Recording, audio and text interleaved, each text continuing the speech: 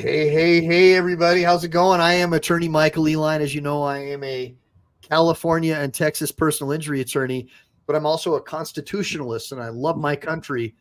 And a lot of you people need to watch this show. I'm going to go ahead and kick it off right now. And I'm going to introduce Max Bonilla. To another edition of Ask Michael Eline. This is where I teach people the law in an unorthodox manner by using examples that we see in the news, case law briefs, but it's all about exposing the Leviathan and its instrumentalities and taking back your rights. Know the law and mean to keep it well. Come here to learn from an expert to know your right. Make sure to like and subscribe. Make sure to save, because we never know when the thought police are going to take down this channel. All right, so we're still waiting for Brett Pike, and I want to just give you a segue in. So Brett Pike is a former educator. He's still an educator.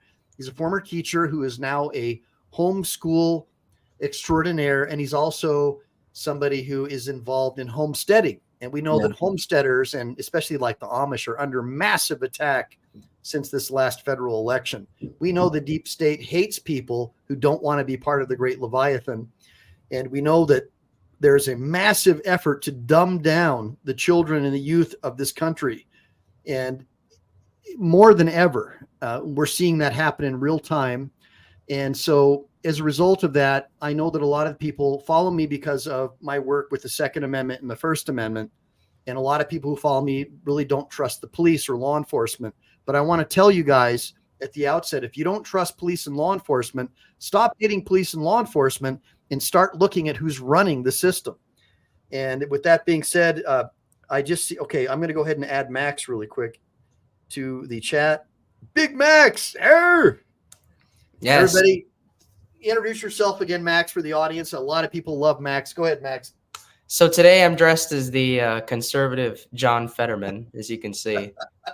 It's the good look for me. But yes, I'm an independent journalist out of California. I cover state, federal, local issues, all the above. More state, but I'm trying to get a lot more federal this year because it's 2024 and it's the elections, and I'm very familiar with the federal issues as well. Yep. All the legislation and and some of the laws that have been codified. I don't mean all of them, because of course it takes a lot of studying to know all that stuff. But today, I don't know if you know, Michael, but I just found out that they passed a bill in the House committee. I don't know if it was the House Rules Committee, but there was a committee that passed HR 754, which would allow retired cops to possess weapons on school campuses. And I don't, it's okay, but I think they're only trying to save face, right? Because when they repealed I think they should just repeal the whole gun-free zone thing. Any citizen should be able to carry a gun, not just cops, on these college campuses or on these school campuses. So that's what the House is working on now, but it's not enough. Brett Pike just joined us. And really quick, I just want to thank everybody in the sidebar for joining us. So really quick, Leslie Gibbs, thanks for showing up to the land of the unfree and the unbrave. Brick Jonesy, thanks for showing up. Age Go, Yosef, Chevy, all my subscribers. I picked up like 4 new subscribers to my channel, so I'm scrambling to get you guys private copy and start my law study program to teach you guys contracts towards the criminal law. Mm-hmm. And now I've got people who are going to teach you the roots of education, what happened to our country and how the Rockefellers basically destroyed our our education system and made it into basically a public education system and destroyed classical education. Many of our founding fathers spoke at least 7 different languages. They wrote fluent cursive. Now our kids don't even write cursive, so they can't read any of our founding documents. And the kids are being trained that our founding fathers were evil and racist or bigoted. And the whole country is just going down the tubes really quick, in my estimation. And so I want to go ahead and introduce Brett Pike, who Max and I really, really look up to big time. This guy is a stud as far as I'm concerned. He's like the John Wayne of education. Brett, go ahead and introduce yourself for us. Yeah, well, I look up to you guys, and you're doing a lot of really cool things in your own space. And to me, that's what it's all about, because we can sit here all day and we complain about what the system is doing, what the politicians are doing. But the truth is, they're not going to answer to us because they're answering to big money.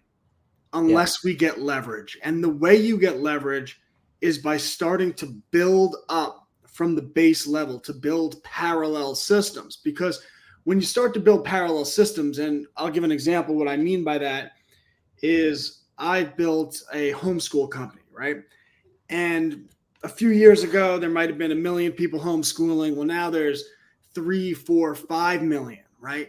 Well, eventually that number is going to get to a point where there's so many people pulling their children out of public school because of competition that the system has to respond. You force them to be better, right? They could either try to be more draconian, but that could backfire, or they could at least be forced to pretend they actually care about what the parents and what the American people want to see.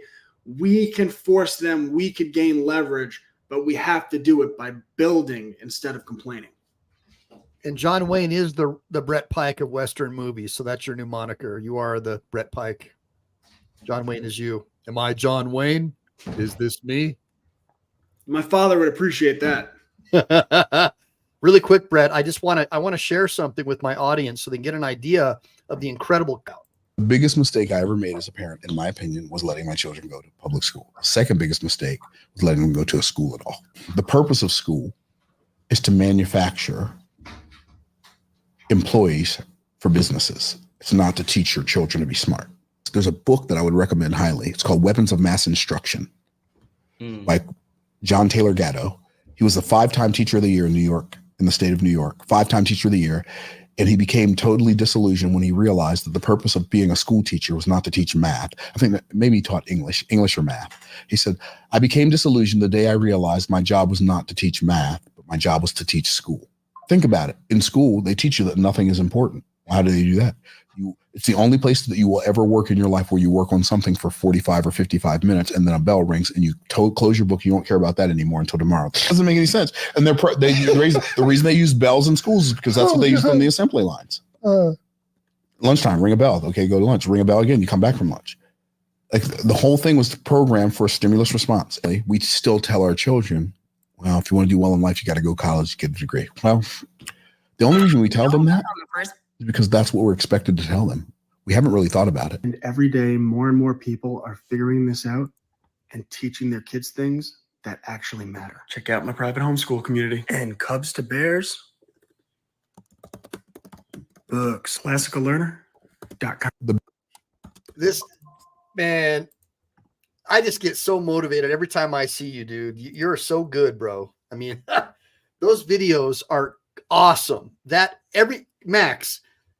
Max and I were having this conversation. We think that you have the best content ever.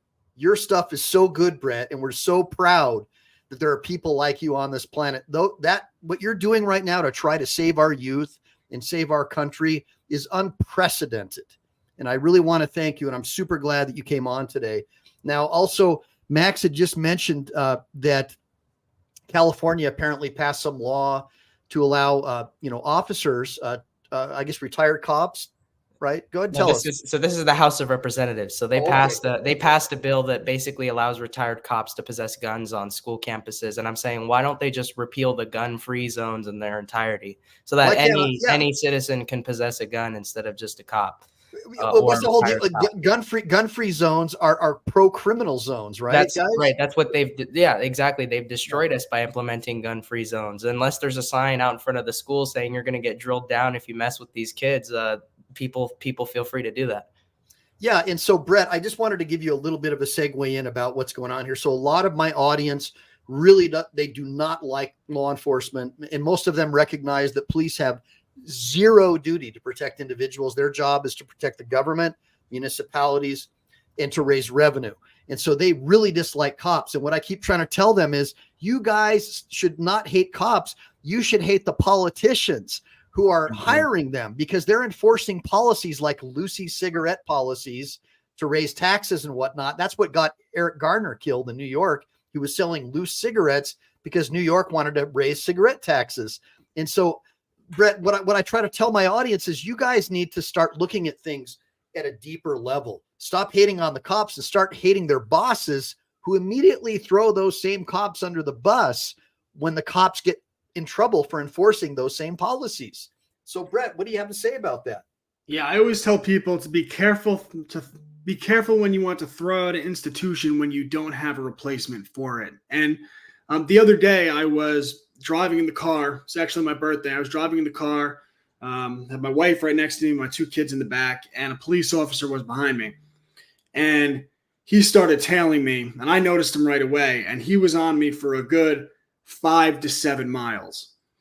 And I was teetering. When it was 45, I was exactly 45. When it was 55, I was at exactly 55. And I told my wife, he's tailing me, trying to pull me over. And I knew that because I was going 45 and he would fall back behind me. So he was trying to go a certain speed so he could say, I judged based on the distance that this man was speeding. But I recognized him, and I'm patient, and I beat him for 5 to 7 miles. And then I turned. And when I turned, he stopped right away. And as I turned, the propane tank in the back of my car fell over. Oh, so now I had to, it was closed. It was a new propane tank, just filled it up. So now I had to pull over, go in the back, and stand up that tank. So I pull over, I go in the back to stand up that tank. And this takes me all 30 seconds. And I look up 30 seconds later, and he is sirens on, pulling over the next person that drove by. And my wife said, he was trying to pull you over. I said, yes, he was. But at the same time as that, if someone were to break into my house right now and I'm armed, I literally wrote the book, The Right to Bear Arms. Just don't show the weapon because I'll get busted by YouTube. Don't worry about it. But okay. I don't have to show the weapon. Hey, those commie libs that run this channel would love nothing more than to get all 3 of us banned. Trust me. I could do a shameless plug of my book, and it communicates everything that the weapon communicates. So I'm all about the right to bear arms. I'm all about self-defense. But if a guy broke into my house right now, or 1 or 2 or 10, right? 15, you never know, right? The first thing I would do is pick up a phone and call 911. And I'm very grateful that we have police.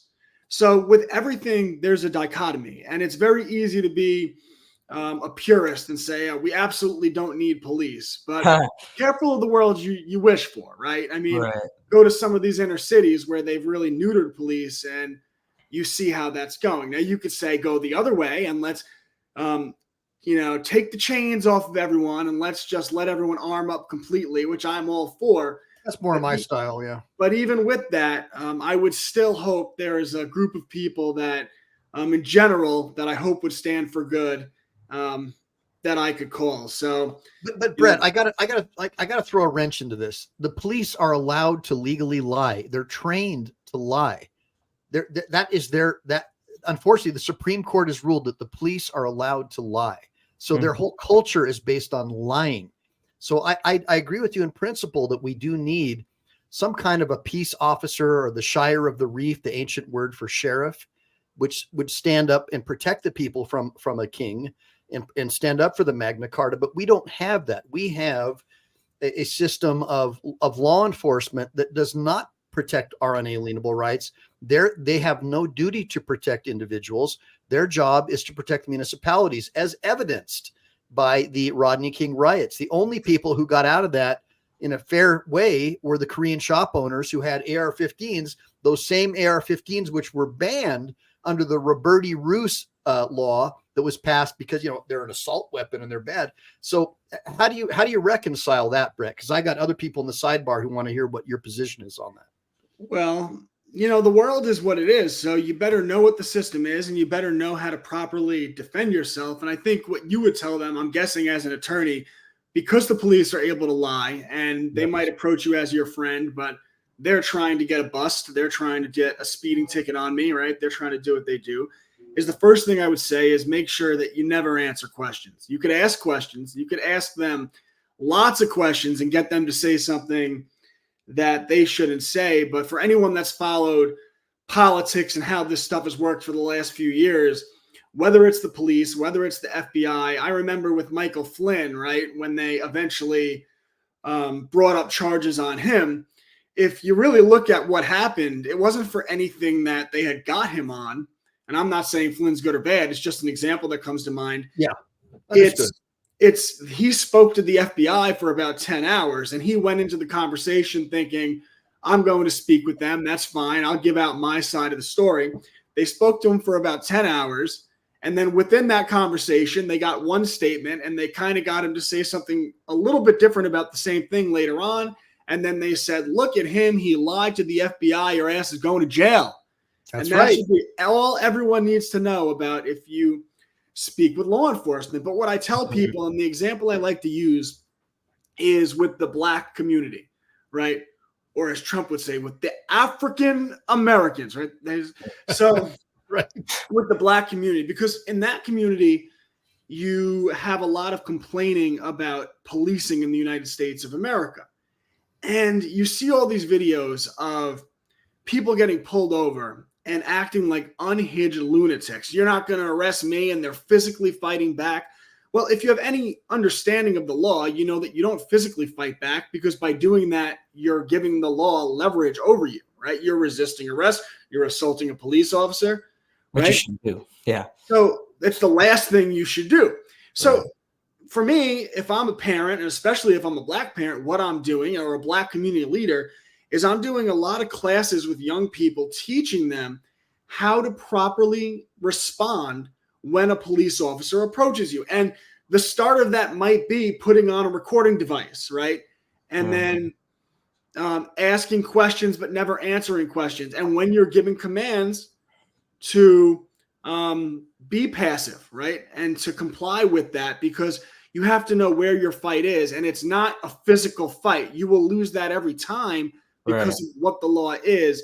It's you have to know the law enough that you could start using the system to fight back. And people say that's bullshit, but it is what it is. So you better get up on it.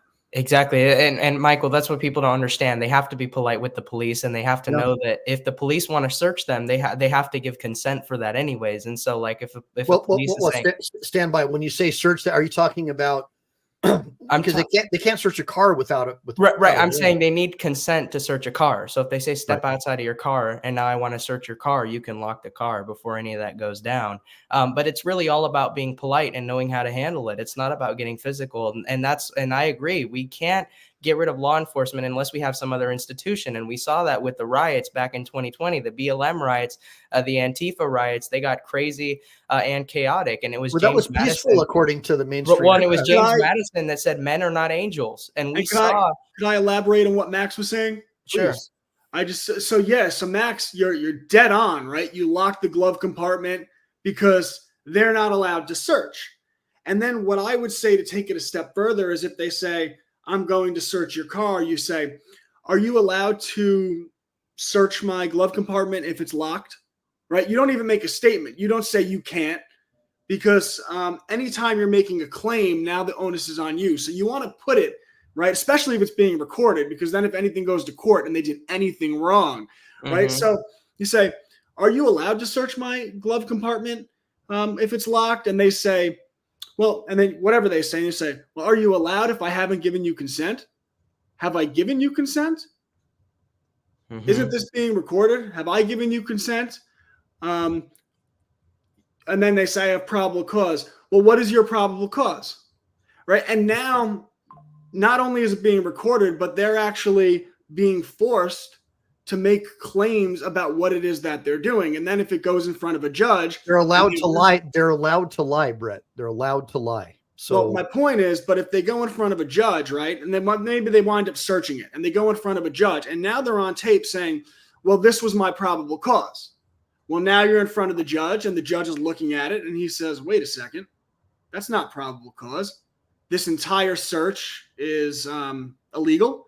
And if the judge is doing the right thing, that could be thrown out. And if you lose there, again, you have to be, it is what it is. Well, then you have to know how to use the Court of Appeals and a step further and a step further. And there's guys that take it many steps further and they know how to go after people's insurance and liability. And you could take it further and further, but it's about being an adult rather than being that unhinged lunatic. So Max, go on. I just want to Right. So it's the First Amendment, the Fourth, and the Fifth. If they don't want you recording them, that's on them. They don't have to like it, but you're still able to do it. Your Fourth Amendment's like, hey, You can't just be, searching, going through my stuff. What's the reason that you want to actually look into this? The fifth is I don't have to talk to you if I don't want to. I can ask for an attorney right now. And so it's just being reasonable. And so many people are incapable of being reasonable. I even saw the whole George Floyd clip. He was resisting arrest. That's the last thing you want to do during an interaction with the cop. And that got him killed. I mean, that has gotten so many people killed, not just George Floyd.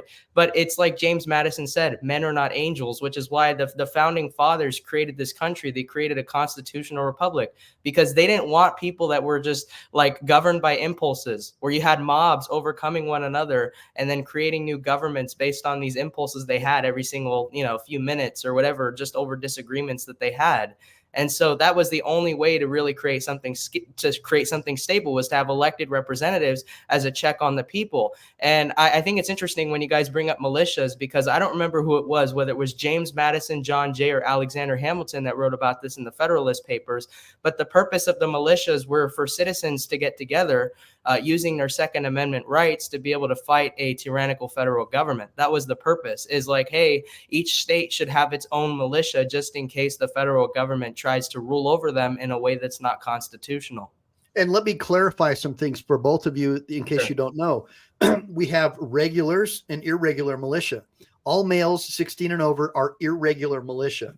And well-regulated simply means well-trained. So that's a problem I have with the modern Leviathanic education system, is they'll change the definitions of words to meet the modern meanings. Right.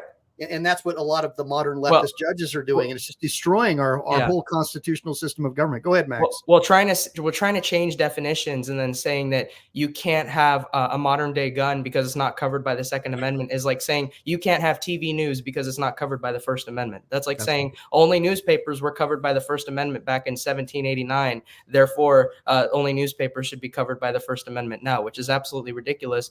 And many justices on the Supreme Court, including Justice Alito, understood that in order to have a group militia that has Second Amendment rights, you have to have individuals with Second Amendment rights get together to form that group to begin with.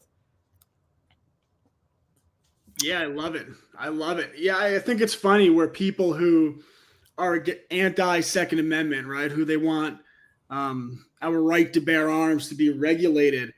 And imagine, it's ironic because these are the people who talk about how privileged everyone else is, right? They all the time, this guy has privilege, that guy has privilege. Imagine being so privileged, so comfortable in your little well-protected castle that you could look out into the world and see what's going on in Gaza, and see what's going on in Ukraine, and see what happened in Afghanistan and Iraq, and a lot of these things that not only conflict in the world, but caused by your very government, the people that want to disarm you, right?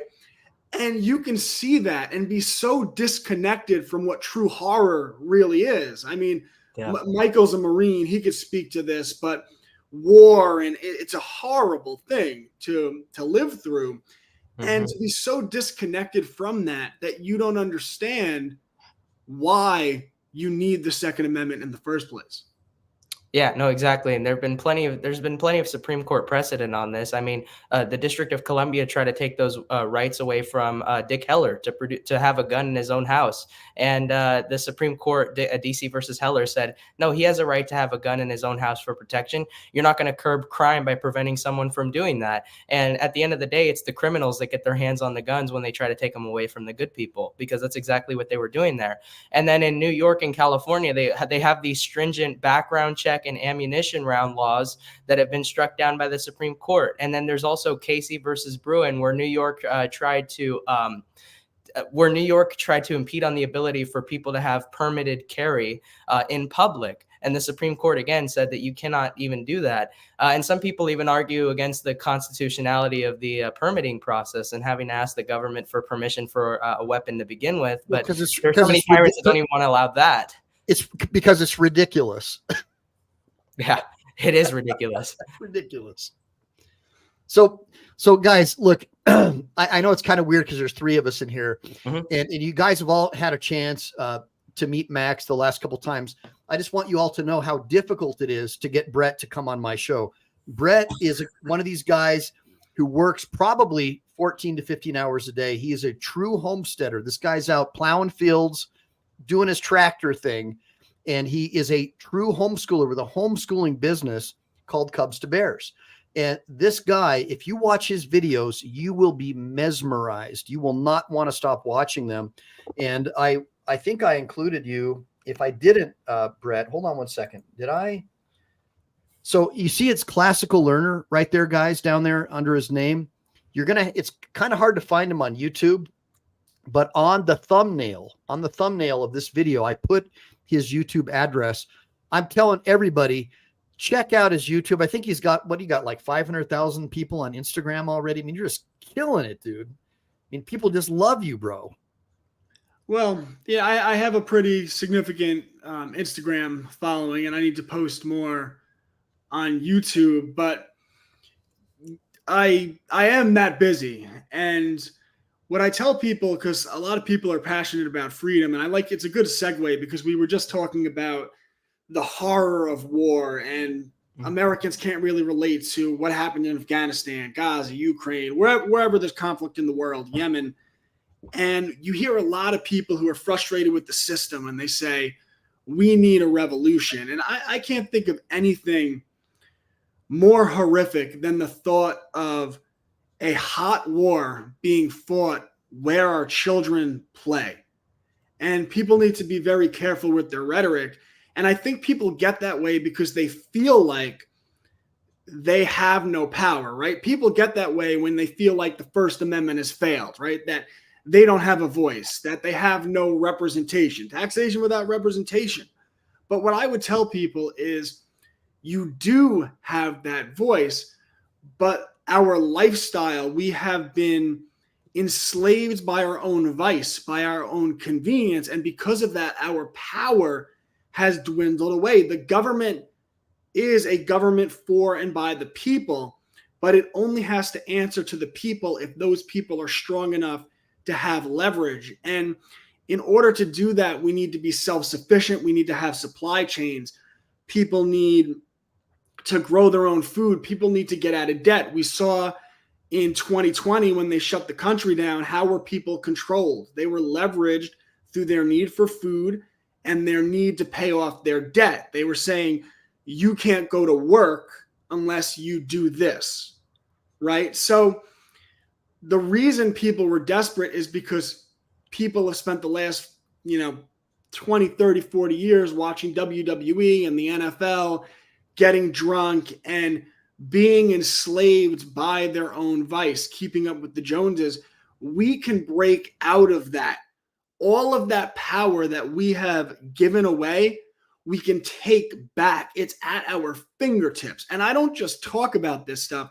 I have lived it, and I have seen my own power go up exponentially. And right now I have a homeschool business. I have the books that I sell. We just launched a publishing company. We are taking audiobooks that are taking books that are hundreds of years old, and we're making them into audiobooks for the first time, bringing real history back to people that's not politically correct. But within that, I'm homesteading, I'm growing my food, I'm living within my means, I'm staying out of debt, and we've already started the process. It's probably going to take me the next 2 or 3 years, but I will be building a physical storefront on my property that I own without debt. That store will go up. I'll stock it with the food that I grow, the crops that I grow, the fruit that I produce, the honey that I produce once I get my honeybees, which I'm getting soon, the milk that comes from my goats. Again, I'm getting goats and bees probably next spring. And I'll partner up with local businesses. This is where the power comes in, right? Where I'm buying wholesale from the farmer down the road. I'm buying wholesale from this local business, this local clothing producer. And then they're getting sales. I'm putting it in my store. The people in the community are coming by. They're buying from my store. And you start to build up these supply chains. You start to bring people together. The money doesn't escape through Walmart, but it stays within that circuit of your own community. People get less desperate and people start to become powerful. Yep. And once you get that power, then the government has to answer to you because they answer to power. And Brett, let me just say something. What you're saying describes exactly the brotherhood of the Marines. When I know, even though I'm not a combat Marine or anything like that, I'm a disabled vet. You know, had surgery and I got out.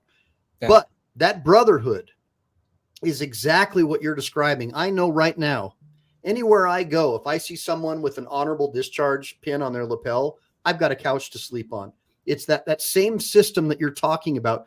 And I do business almost exclusively with Marines because I know I can rely on them. Veterans, I know I can rely on them. They're because they have that basic training. And that's why I wanted to have you and Max on, because it's the basic training that decides our future as a country. And it's our children that are ultimately going to decide that. And guys like Brett, he's leading the way. Look at what he just told you. He's out there with his tractor. He's debt free, right? This is what I want for my audience and for my people. I want you guys to have that same type of brotherhood, sisterhood, without having to have been in the Marines, for example. What do you have to say about that, Max? Yeah, you need to do that because you're not going to go to your state house or your Congress expecting them to give you your freedom. At least I would hope not. I would hope that you're trying to build an alternate system. Even if you're like doing urban or suburban homesteading, that's cool too. Like if you can't go and get a homestead in a rural area, that's fine. If you can't find the quietness, but you shouldn't depend on your government to save you. You should be able to get together resources, be in a community, find God, all the above. And instead of relying on your government to save you, I mean, there's proof of this, right? I mean, what are they doing right now? They're passing anti-Semite speech laws with what's going on right now. People understand that the First Amendment is being quashed. And right now it's being quashed by bills that would define certain religious symbols or certain speech about a certain group of people as anti-Semitism. And that's a huge issue because like many red states have been passing bills into law, making definitions from these third-party groups that are no part of the government, these organizations. Right. And then you also have like executive orders. I remember President Donald Trump signed an executive order making it so that anti-Semitism or that kind of rhetoric or speech would go against the Civil Rights Act. And so this is a big issue, like regardless of what kind of quote unquote hate speech they want to criminalize against any race or any group, we shouldn't have protected groups. We shouldn't have protected races. We should not have protected characteristics. But the government's going to try and crack down on that stuff more and more so that you have less freedom to speak about that. So don't depend on the government to give you your rights. Exercise them. Just exercise your rights. Speak out regardless of what they're doing, and build these alternate systems, even if they want to regulate them. One other really quick question for you, Max, because I do want to let Brett talk some more, but I know that you're our political educator here, and what's going on? I heard the other day on the news that with this massive 75 trillion plus debt that we have, that all of the payments we make going forward after the next few years will be for interest payments. And I was wondering how is that going to affect Social Security? Because we already know that all the Social Security money was already taken away by the government and spent and replaced with what's called an IOU. And that's why Google and all these social media people say it's misinformation to say that Social Security is broke. But people like you and I who are educated know there's no money in there. It's an IOU. What do you have to say about that? Just as good as money. That's a fact. No, that's a fact. I think it was since the Obama administration that the Social Security Administration started operating on a deficit. And so, and now the government is suddenly admitting in the newest report from the Social Security Administration that they're going to soon be insolvent. By 2034, they're only going to be paying out 80% of what people should be getting. So instead of paying $1,000 out, they're going to pay $800 for the $1,000 that people have been putting in. So the pot of money is just shrinking and shrinking, and it will inevitably get smaller as we're sending money to these foreign nations and giving welfare to these illegal immigrants instead of trying to take care of the American people here at home. So Brett, there's a question for Brett to answer. Go ahead, Brett, answer that question for us. I'll get back to that question, but I just want to point out that what everyone just heard is why Max is one of the most relevant and important young journalists we have in the world today, because it's very easy for freedom-minded people to get caught up in the red and the blue. And it's especially difficult to criticize people like Trump because there's such pushback against that. Right. But if you're on a football team and everyone remembers Terrell Owens with the Eagles, right? Years ago when he blew up that football team with selfish acts, or players like that. When you have internal problems and you don't address those problems, you just keep pointing at the other teams, you are setting yourself up to lose. And the only way the Republican Party is going to really do the things they're supposed to do, rather than use the rhetoric they're supposed to use, right? Because it's easy to use rhetoric. It's hard to really do the right thing by your constituency, Right. is rather than calling out the left, because that's so easy. Obviously, they're like batshit a lot of the time, right? But Right. you gotta look inward and say, what is going on with the right in America right now? And Yes. Donald Trump, when he was president, absolutely passed legislation or mandated. Max could probably tell you what it was. It was an executive order where he rewrote, the code that the Civil Rights Act was implemented in as the college anti-Semitism stuff. Right, the college free speech anti-Semitism limitations that they're trying to pass all over the place now. And Correct. Trump did it, and DeSantis did it, and nearly all of them have done it. The only one I could think that actually takes a stand for the First Amendment consistently, and I don't care much about these politicians, but the only one I've seen is Thomas Massey, who has actually stood up against this. And it's very important that we have the courage to call these things out. And it's very important that we, as people who are listeners, who follow someone like Max, it's easy to say, yeah, but Trump's my guy, so now I need to attack Max. But understand, when all of the butt kissers go around Trump and they won't tell him what he's doing wrong, they're not helping him, and they're not helping you, because the only way the top of your party, and right now that's Trump, will do what his constituency really wants, is if they have the courage to tell him. So it's very important to say, no, we don't support this. And that doesn't mean you don't have to support a guy, but we don't support this. We don't support that you're going around and saying that the jab is the greatest thing that ever happened and everyone should get it. These are not good things. And we have to have the courage to speak truth to power, especially when the power is on your side. Exactly. No, and I don't like when executives try to rewrite the law that Congress passed in the code. I don't like that. I think it's kind of too broad of a thing, like where Biden can just go in and rewrite Title IX to include transgender individuals in sports and education and things like that. And I mean, there's a reason why when Trump tried to by executive fiat not give money to sanctuary cities, that the Supreme Court said you can't do that, Donald Trump. And that's because it wasn't within his power. The power of the purse is with Congress at the end of the day. And there's another thing that I have to recall for a bunch of people, and that's that Trump wanted to go after bump stocks. He said back in 2018 during his administration, we're going to go after bump stocks, and we're going to come for some of your guns, like different kinds of automatic weapons from what I recall. And we're going to go around the court systems to try and do that. We're going to go around due process. We're going to skip that part. And so there were some gun control initiatives happening during that administration even. And so we have to be really honest with what these people are doing and criticize both sides, as Brett said. Yeah, I love it. And that's why I talk so much about taking our power back through the grassroots level. Because you see what happens with Trump or with Biden on the left or DeSantis, where the people who are the Crowders of the world and the Tim Pools of the world and the people who are these journalists with major followings, they don't speak truth to power because they want to get invited to Mar-a-Lago and they want to have that social status and be part of that class. We can't control what they do, and we need to support grassroots journalists like Max, and we need to look at the man in the mirror. That's where we win. That's where our power comes from. Exactly. And somebody was saying, do you think Social Security is a big scam? That's something else that we can talk about. I'm definitely down to do that. well, we could talk about the whole monetary system, because technically the whole monetary system is a scam. And if the whole monetary system is a scam, so is the Social Security thing.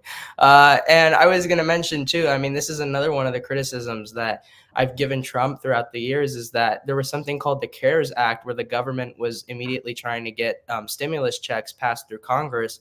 Of course, this was something that was signed into law. This is where Americans were getting like $1,400 to begin with, because to offset the fact that businesses and whatnot were being shut down.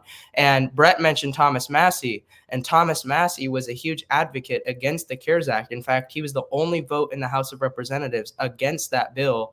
And the reason why I wasn't a fan of that bill is because obviously the Fed would have had to print more money in order to distribute these checks to the American people. That would put the country into more debt. Of course, we're already debt slaves through the Federal Reserve, but it would put the American public in more debt. And then on top of that, what would happen? You'd have inflation by putting more money into the money supply. And that's something that Thomas Massie brought to the forefront, and Trump wasn't happy with that. But Max, it's to be fair, it's not money, it's fiat currency. It's right. Okay, yeah, fiat currency. By anything of intrinsic value at all, in violation, many people say, of the Constitution.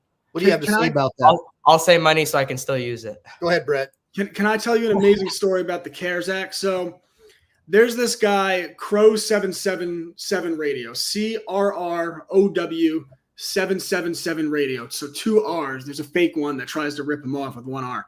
So there's this guy, Crow. And I know Crow. I've been on his show, and I've met with his team. Really cool.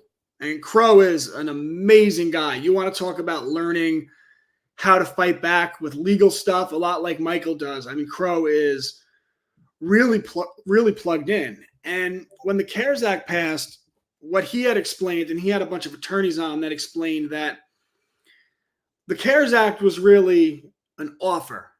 And I'll probably get this a little bit wrong, but basically it went like this. So they put the money into everyone's account. Well, Crow, he says, I view that as an offer, and if I accept the money, I'm accepting your offer. And there might be other things that come along with that. So he goes to the bank and he says, hey, I see this money was put into my account. I never authorized this.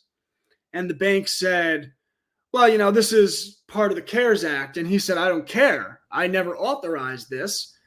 So then he formed a letter, and he sent them a formal letter that he didn't authorize this money going into his account and that it was fraud. And they went back, blah, blah, blah. Well, he wound up sending 3 letters. And after the 3rd one, they removed the money from his account and apologized and said it was a accounting error. So he proved that when everyone took that money, they actually accepted an offer from the government, and what the government was doing was actually fraudulent. And this gets back to everything that the government does, especially during that COVID era, was really an offer. And we actually heard truth spoken about this the other day. Michael, if you wanted to elaborate on this, because he actually was telling the truth, and I would love to get your opinion on it. But Governor Cuomo of New York said the other day, he said, we never actually had the power to enforce anything. And no one had to do anything during COVID. It was completely voluntary. And a lot of people got angry about that. But if you really understood what was happening during COVID, what he said was true. Everything they did was an offer, but people are so ignorant of their rights. That's what a mandate is. This or that. Of course I had to do it. It was a mandate. No, it was an offer. This or that. You thought you had to do it. And this is why I tell people that someone that doesn't know their rights doesn't have any rights. Michael, take it away. Oh my gosh.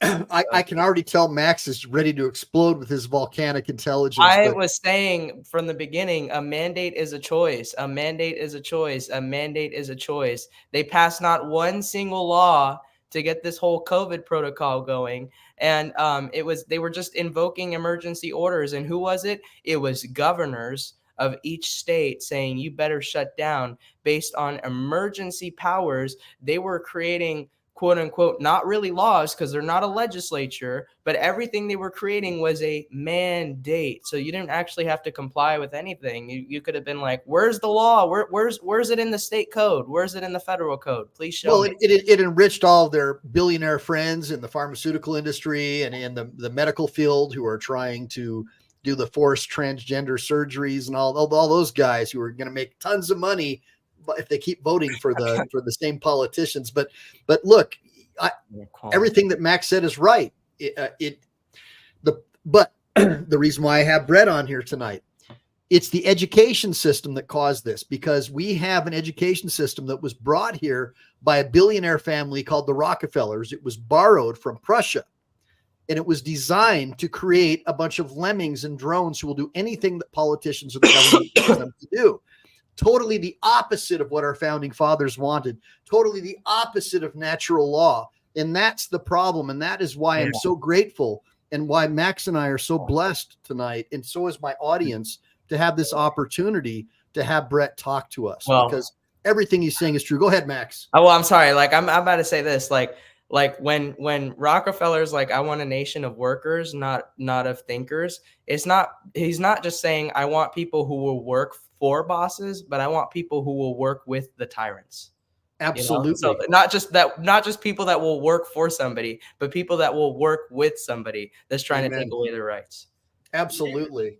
Yeah, they want you to do what you're told. They want you to do what you're told. And the modern education system, and Michael just talked about this, actually originated in Prussia. And it was it was the result of the Napoleonic Wars. And Prussia was fighting France and Napoleon, and they got their butts handed to them. And they were getting beat so bad that when the Prussian generals told their men to hold the line, they turned around and ran away. And after that happened, the Prussian government wanted to make sure that that would never happen again. So they went to their top social engineers, what we would call psychologists today. And they said, how can we prevent this from happening again? And they said, well, when they're young, we could do it with the education system. So they were tasked with formulating an education system that would make the population obedient to the authorities. And the system they came up with was 5 days a week, 8 hours a day, 45-minute blocks, bells. You raise your hand to go to the bathroom. You sit where you're told when you're told to sit there. They came up with our education system. And it took them about 50 years. First, they introduced it as an optional great thing. Like, this is great, a new modern education in Prussia. Sign your kids up. And a lot of people did. And then once they got enough people to sign up and they got it normalized for all the people that were holding out, 50 years go by and they mandated it, which was the plan all along. Of course, that's how you do it. You boil the frog. Well, early 1900s, Rockefeller's having these same problems because a lot of the population's getting mad about the trust situation, and he's getting a lot of bad press, which is why they start buying the press. But he said, I really have to control how these people think. This is a problem. So he looks around the world and he sees this education system in Prussia, and he says, this is great. And everyone should read the book Propaganda by Edward Bernays. Bernays writes about this. But all Rockefeller had to do was leverage $10,000 grants, which is a lot of money at the time, $10,000, 1900. It's a good amount of grant money. So a couple $100,000 by today's standards. He went to all these towns everywhere in America. And he said, all you have to do is implement my standard state-of-the-art modern curriculum that's going to revolutionize the world and make everyone successful. And I'll give you $10,000. And town after town after town. So look at this. We got the money. We have this new curriculum. This is amazing. And it spread like wildfire. He leveraged $10,000 grants. And they did the same thing where, you know, you boil the frog, boil the frog, boil the frog. And now, boom, everyone has to do it. See, go on, Max. That's the problem, is these teachers don't even know what they're teaching. And there's proof of this. I mean, I took a U.S. presidency course in my university. I'll admit I didn't really learn much from it, but I told my professor, I think this was probably before I watched your video on it, but I told him that Abraham Lincoln was the first president to try and come up with an income tax back in 1862 to try to fight the Civil War. He got shot down. And it got shot down by the Supreme Court. But he said he didn't know that. The professor that was teaching this class didn't know that Abraham Lincoln was the first guy to come up with an income tax before Max, with the 16th Amendment. You look him in the eyes and you say, I am the professor now. That's so funny. Yeah. That was awesome.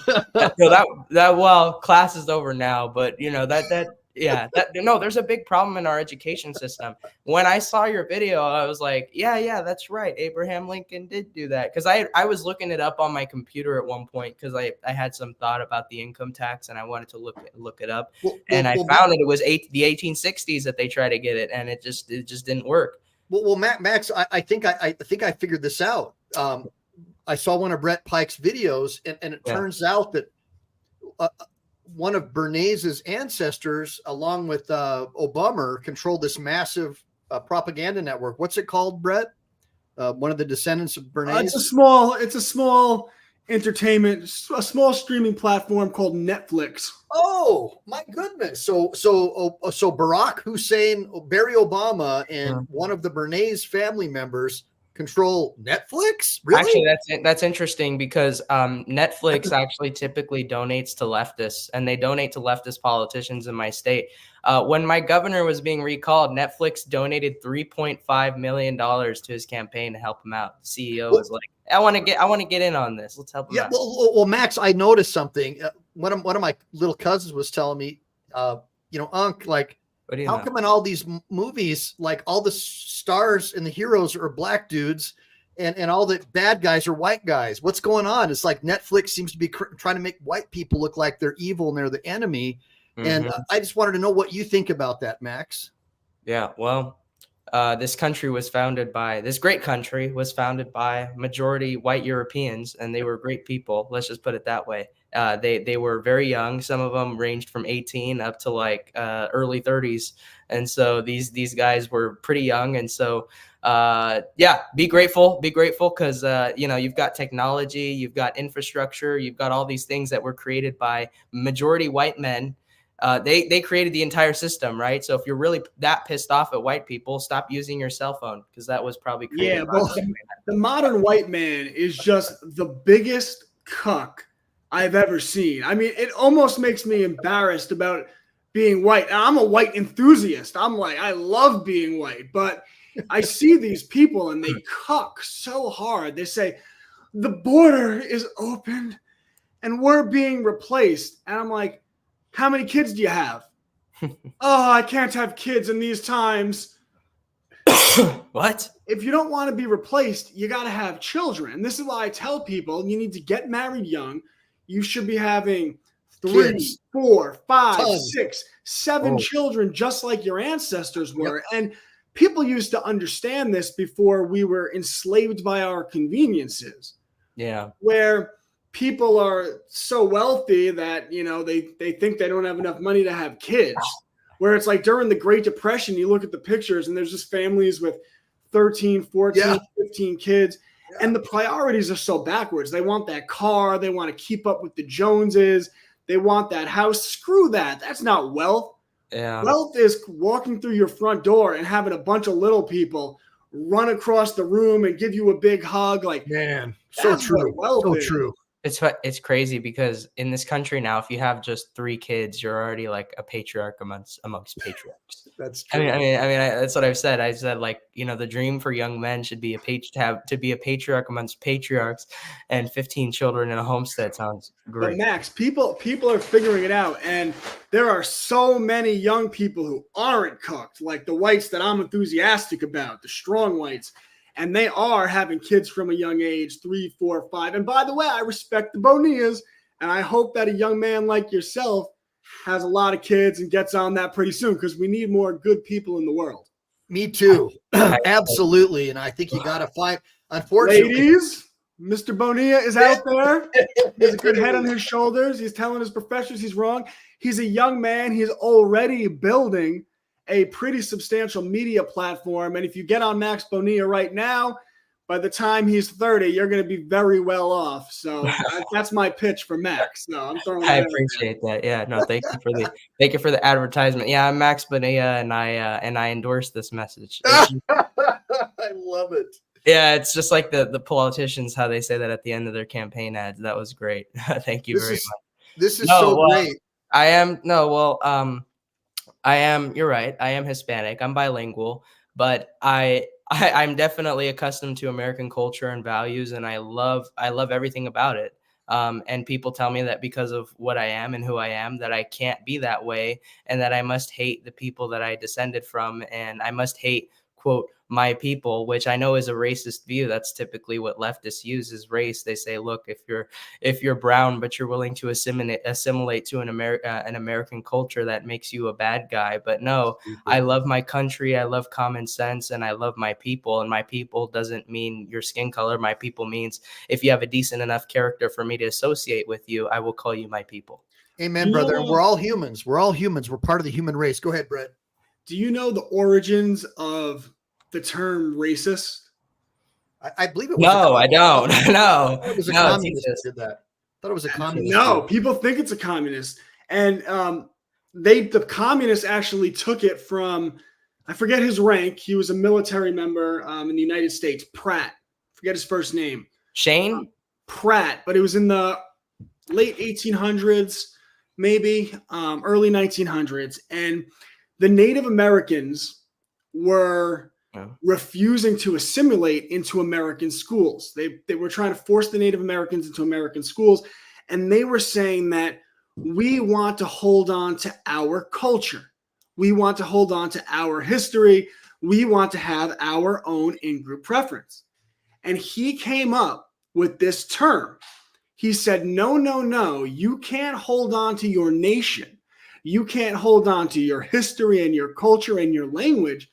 This is what he said. He said, because these freaking Indians are racist.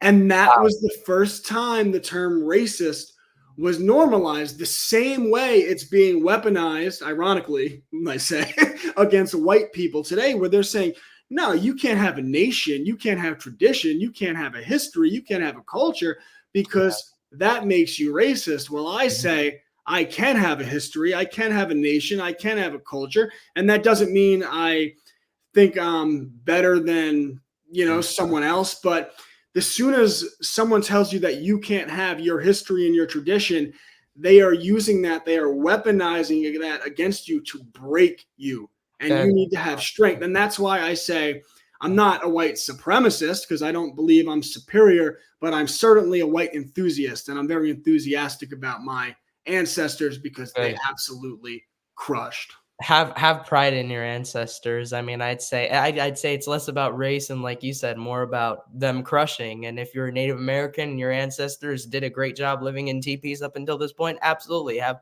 total pride in that.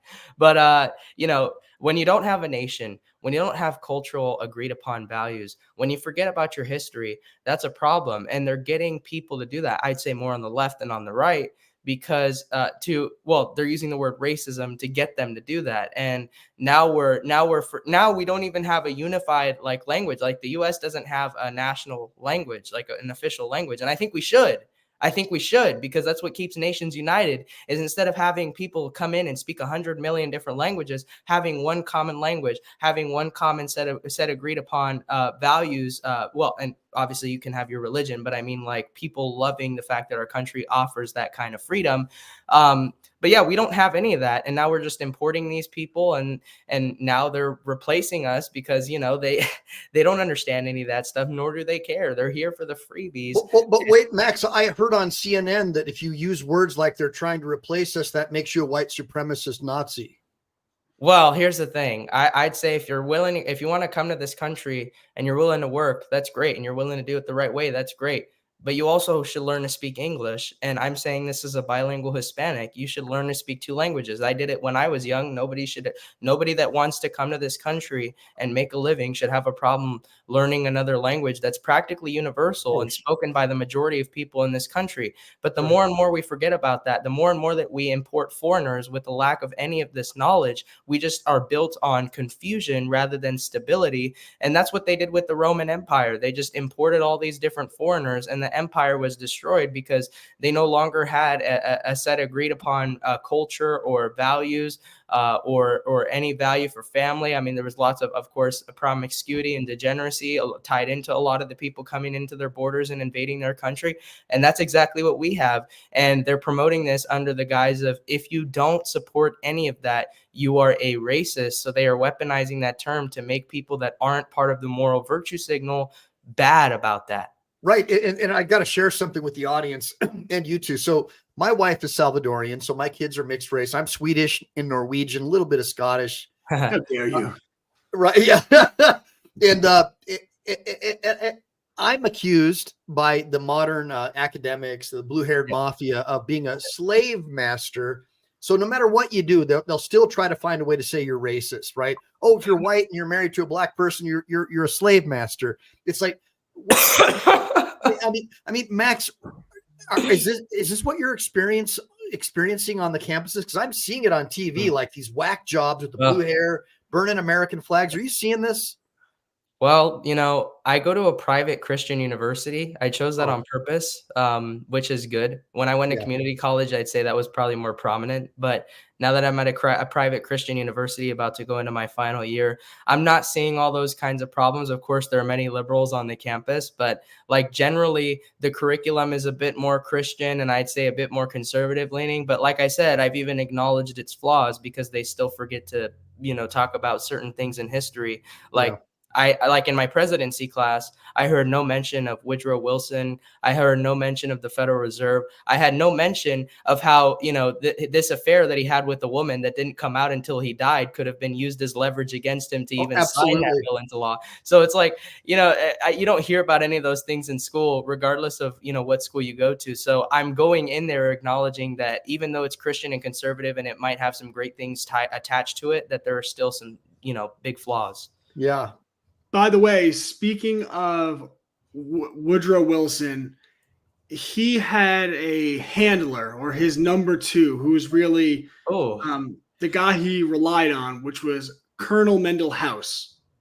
Right. And I mean, this guy, everything Wilson did, House was really the mastermind behind. Well, we are currently compiling all of his papers, and we are making them available as an audiobook for the first time. And that should be coming out, Classical Learner Publishing audiobooks, sometime in the next 2-3 months.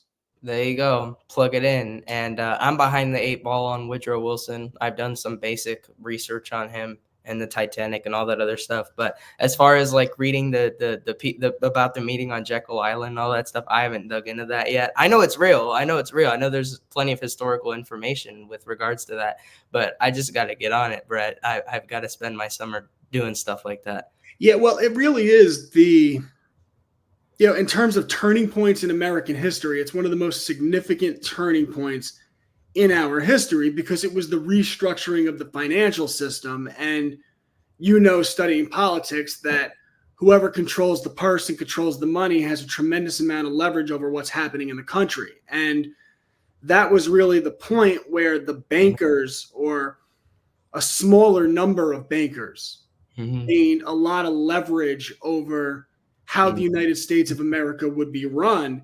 Right. And America really became a debt-driven society. And when you look at what happens to societies that are defined by debt, they almost always crumble. And when you look back at the bank wars of the 1830s, Andrew Jackson, we also have an Andrew Jackson book. I love that. And by the way, the most hated of all is Andrew Jackson. Why is that, Brett? He's the best of all.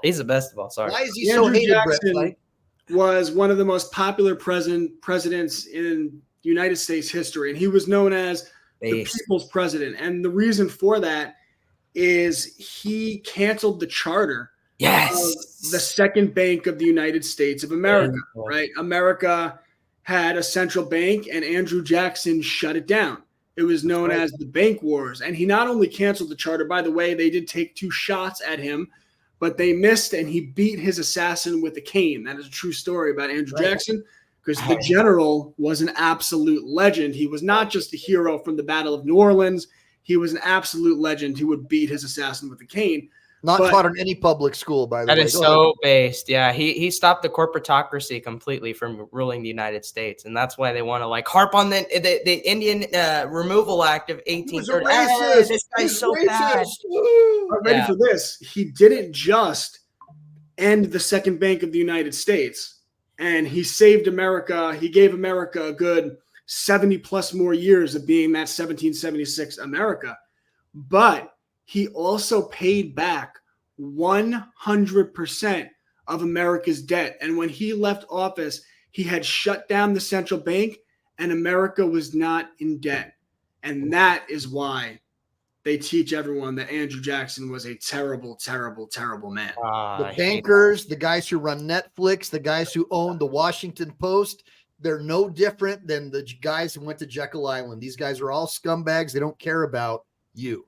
That's the funny thing is, I think if people were really in tune with what was going on, they'd understand. And I pointed this out the other day, Michael, with you on the show, is that if they read the Constitution, it clearly says that Congress should be furnishing the currency of the United States, not some private group. And so people should have immediately recognized that it was unconstitutional that a private group of bankers was furnishing the coins, creating the currency, rather than Congress, because that power was delegated to the Congress. Absolutely, Max. And I'm on board with that. Now, you'll see on the modern news media that if you say that the Federal Reserve Bank is private, that's misinformation and disinformation. And of course, on all the government websites, it says that. But we all know it does. The Federal Reserve Bank is a private banking system. Well, they have shareholders. So stakeholders. Yeah, they have stakeholders. So yeah. That's how it works, guys. And you guys should really stop listening to all the garbage you see on Snopes and social media. Anything that Facebook fact checks is automatically, if they say it's false, you have to assume that it's probably true. And typically they'll fact check something in an article or a newspaper that it doesn't even talk about. And then they'll say it's false and use that as a pretext, just like the cops use pretexts all the time. They use that as a pretext to ban your social media account. We saw them do that with hundreds of, probably thousands of social media accounts who reported the true Hunter Biden laptop story on the eve of the election. And now we know that was all a lie. Go ahead, Max. Well, I'll say this allegedly, so I don't get in trouble. I'll just say this. Allegedly, you've got the stakeholders of the Federal Reserve, and they own the United States, to which we're the shareholders of the United States. So we're the shareholders of the United States, and the United States is owned by that bank. So they got us by the volleyballs. All right. I would love to see Michael and audience. Let me know. Type 1 in the comments if you'd like to see this. I would love to see our resident attorney here, Michael Eline, take the Organic Act of 1871. Oh, yes. Break it down as an attorney, line by line, cut out the legalese, and explain to everyone what each line means. Because I'm a well-read person myself, but I'm not an attorney. And for anyone that's tried to go through legal documents when you're not a lawyer, a lot of it does come off as Chinese. But Michael could probably actually go through it and break it down a little bit. And I think that would be really fascinating, because everyone talks about the Organic Act of 1871 and what it actually did. Well, it's legislation. It's there. We could break it down. We're adults. We have our higher minds. And Michael could really help us sift through the difficult language. I second that motion. With Max's help, I would love to do that, because I want Max to be a lawyer, guys. I think, give me a bunch of ones if you think Max needs to be a lawyer. What do you think about that too, Brett? Don't you think he should be a lawyer? I think Max should be a lawyer, and I think Max should be a homesteader. Absolutely. Absolutely. And I think he should use that combination to really start thinking about how to take what he's doing and start running it as a profitable business. And what I mean by that is you've been doing really good independent journalism. And what I'd like you to figure out how to do is to take what you're doing, leverage it to start bringing in revenue, create a network where you actually put together teams of journalists who operate underneath you, and to start actually building out a grassroots journal, a grassroots news organization. You have the capability to do that. You're starting from a very young age. And if you do it step by step without taking bank debt, don't ever go into loans, don't take the investor money, but figure out how to generate revenue and then keep investing that revenue back. By the time you're 30, 35 years old, you will find yourself in a situation where you have a lot of power and you have a lot of control over what you want to do with your life. And I keep telling you, ladies, you think I know what I'm talking about. So me too. I agree. I think I think that Max is the one. I'm not going to lie. I've been around guys. I was a volunteer worker for the Ronald Reagan campaign back when I was a kid, Max's age. I've been around. William Dannemeyer and B1 Bob Dornan sent me letters when I was in Marine boot camp. They were my congressmen in Orange. My dad had congressmen and senators who were willing to write letters for me to get into Annapolis. And I said, F that. I want to be like my dad. I want to be an enlisted Marine. And now I kind of regret that, because I probably wouldn't have gotten my knee blown out. But, hey, look, we're here now, guys, together. And that's what matters. So the cosmic energy has brought us all together. And I believe that Max Bonilla is the one. I second that motion. Look, we might be. Hey, if we read this in a certain way, we might be participating in shareholder elections. That's what corporations do best. And we might be electing a president who presides over what the board of directors, the body that makes the legislation down in Washington, D.C., does all the time. And so I read the District of Columbia Organic Act, and it talks about a so-called corporate government that has a 10-mile radius. And we should actually go over this because I don't want to get too deep into it today. That is perhaps a corporate entity rather than what you've been told in the school system. Okay, and let me just butt in real quick. So, guys, I got to tell you something. So, I believe it's around 11 o'clock or so where Brett is. It took me months to be able to get him to come on the show, and what I don't want to do is burn him out. So, I'm hoping we can end it. It's been about an hour and 11 minutes now, guys. Everybody, give me a bunch of ones to thank Brett and Max for showing up. Thank you. And then Brett, please make yourself available.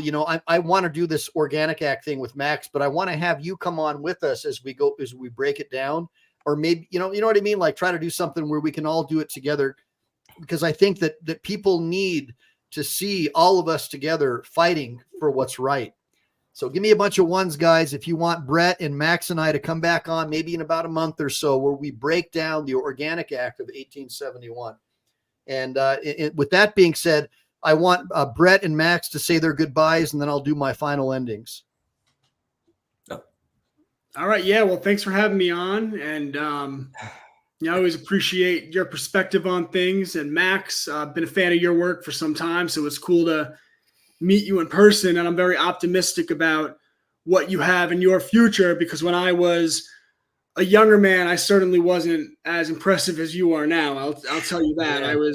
I was drunk, chasing girls, and watching sports, and that's pretty much all I thought about the world at that time. And we need more people who, Michael, his area is law.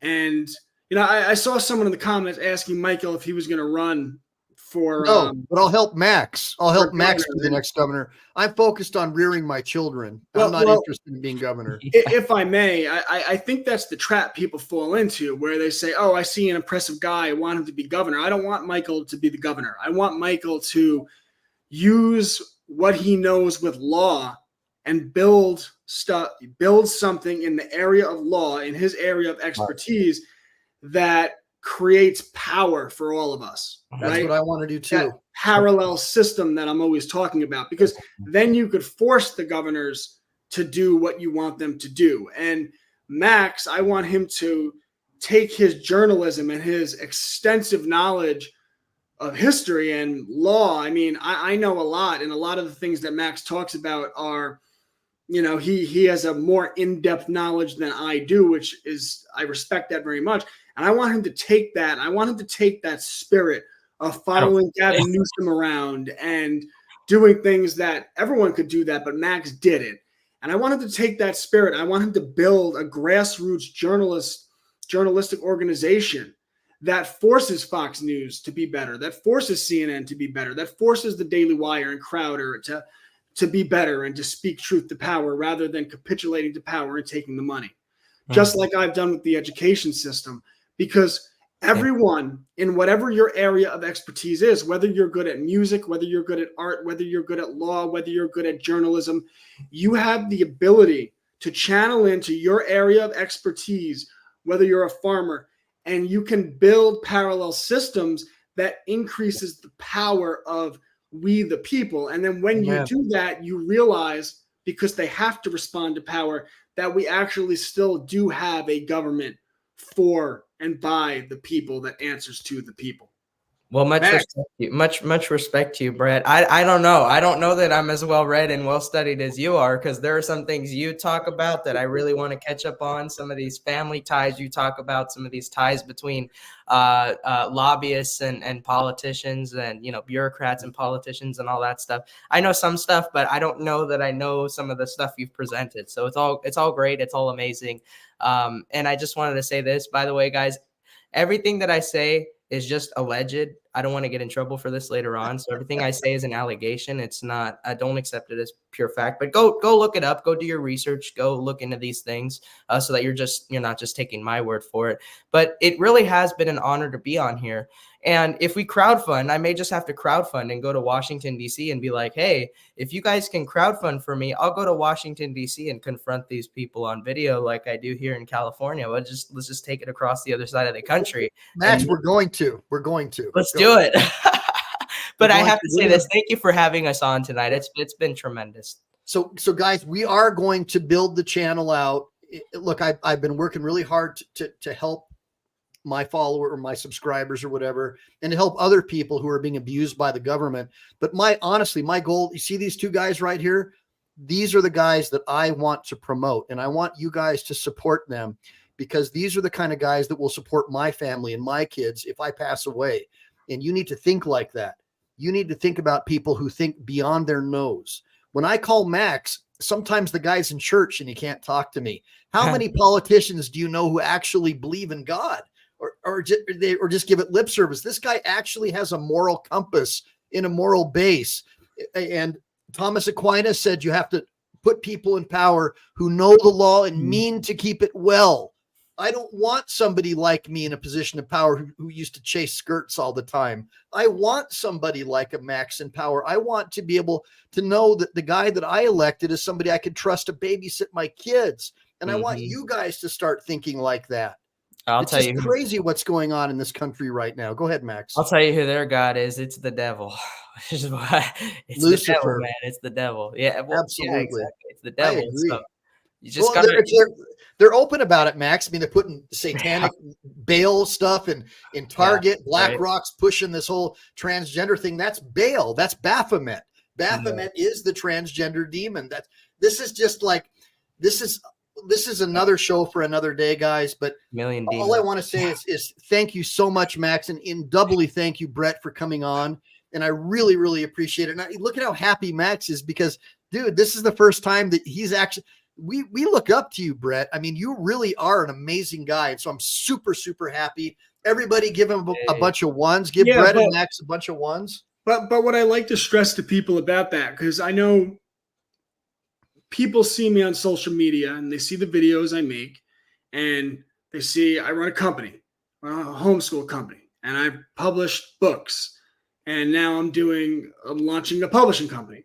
And they see that and they think, look up to Brett. Brett's so impressive, but there's nothing particularly special about me. Every single one of you out there listening has areas of expertise, and there's nothing special about me. I spent my childhood, I was a B&C student. I went to college. I didn't care anything about academics. I got drunk and I hooked up with girls. And I spent the first 24, 25 years of my life, I wasted them. And, you know, you get married and you have children and they focus you and they turn you into a man, and you start to worry about the things that really matter in the world. And I started to focus on the things that matter. And I started to look at these systems of power and I started to understand them. And I said, screw them. I said, screw them. They don't get to tell us how to live our lives. And I just started to slowly take my power back.